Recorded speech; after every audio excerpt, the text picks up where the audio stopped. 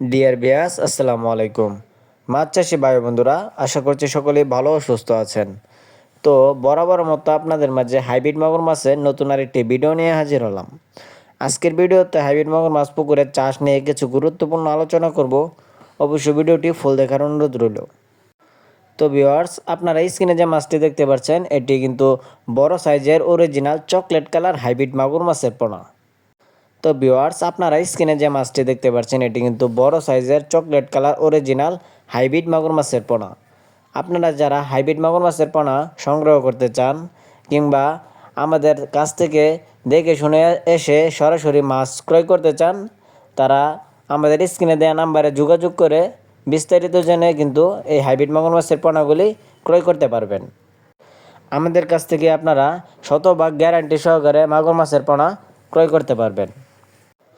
তো ভিউয়ার্স, আপনারা স্ক্রিনে যে মাছটি দেখতে পাচ্ছেন এটি কিন্তু পুরো 6 ইঞ্চি সাইজের হাইব্রিড মাগুর মাছের পোনা। এই পোনাগুলি আপনারা 3 মাস চাষ করেই বাজারজাত করে দিতে পারবেন খুবই সহজেই।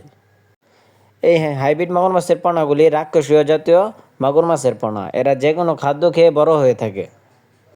এই মাগুর মাছের প্রধান খাদ্য হচ্ছে ব্রয়লার লিটার, মুরগির নাড়ি বুড়ি, পচা পান্তা ভাত, পচা রুটি, এইগুলো কিন্তু এরা খেয়ে থাকে।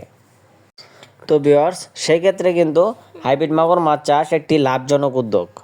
তো আপনারা চাইলে খুবই কম সময়ে এই মাছগুলি চাষ করে কিন্তু লাভবান হতে পারবেন।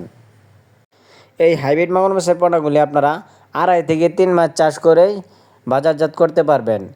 এদের এক একটার ওজন আসবে 1 কেজি প্লাস। তো আপনারা আমার হাতে দেখতে পাচ্ছেন কত সুন্দর কালার হাইব্রিড মাগুর মাছের পোনা। এই হাইব্রিড মাগুর মাছের পোনাগুলি চাষ করতে হলে কিন্তু আপনার পুকুর প্রস্তুত করার কোনো প্রয়োজন হয় না। এই হাইব্রিড মাগুর মাছের পোনাগুলি আপনারা যে কোনো নোংরা আবর্জনা পুকুরে চাষাবাদ করতে পারবেন।